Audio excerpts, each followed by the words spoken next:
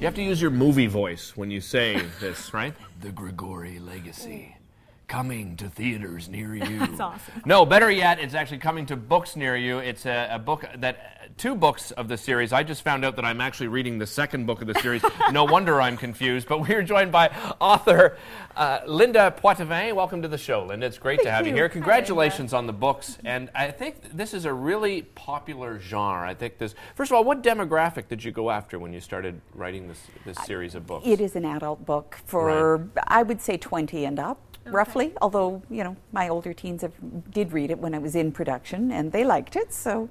Right, and it's an urban fantasy? It is that the genre? Urban fantasy. Okay, so explain, what does that mean? An urban fantasy is basically a contemporary fiction book, but it brings in the fantastical elements, paranormal, supernatural. That's your werewolves and your vampires in today's setting, in a real world setting. And you're using angels and demons in this example here. I am. What about that choice? Why was it that sort of mythology that you were drawn towards? It actually wasn't really my choice. It was the story that began to unfold in my head. It all started with a song from Sarah McLachlan called Angel, and one of the lines in that story got me thinking. I came up with a scene first. It evolved into a story, started talking about the mythology with a friend of mine, and next thing I had a series. Wow. Yeah, and the setting is in Canada, which I think is so intriguing, right? For people that are reading the book, they can recognize a lot of things, and you've chosen 2 separate cities, Toronto and Vancouver. Did you want to make sure that it stayed in Canada, the setting itself? I would have preferred that it stayed in Canada, yes. Once I knew that I was pursuing publication, I knew that some of the New York editors weren't very keen on a Canadian setting. I was fortunate enough to find one who thought that it was just fine. And the audience so far has been very receptive to having a Canadian setting, so it's been really exciting. So let's get into the story then. Can you give us sort of a synopsis of what the story's about? The synopsis, well, the story is about a Toronto homicide detective, Alexandra Jarvis, and she is pursuing I can't think of the word. Serial I'm a writer. killer. Thank you. See, I have been reading it.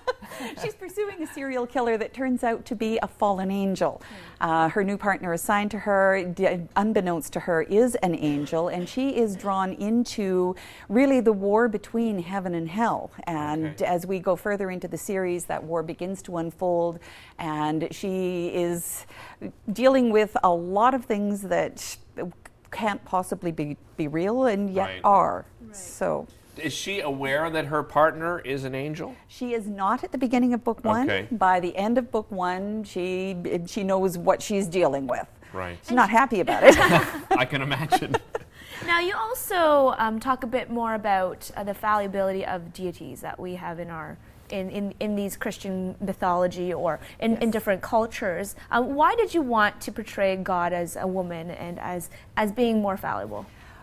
God as a woman strikes me as being perfectly natural, given that we talk about Mother Nature and creation. For me, the mother, I'm a mother.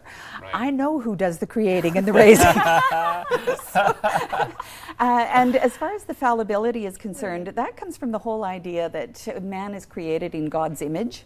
If we are this imperfect, what does it say about the deity that created us? Right. So that's where I was going with the whole fallibility. And you have plans to continue this adventure with 2 other books. I do. So moving ahead, is this something you want to turn into, not just 4 books, but you think that there's a lot of opportunity?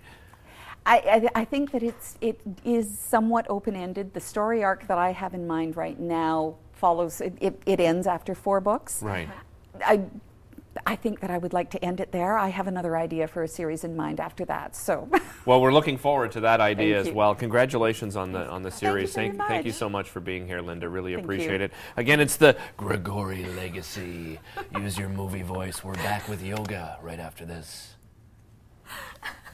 See, you have to say it like that.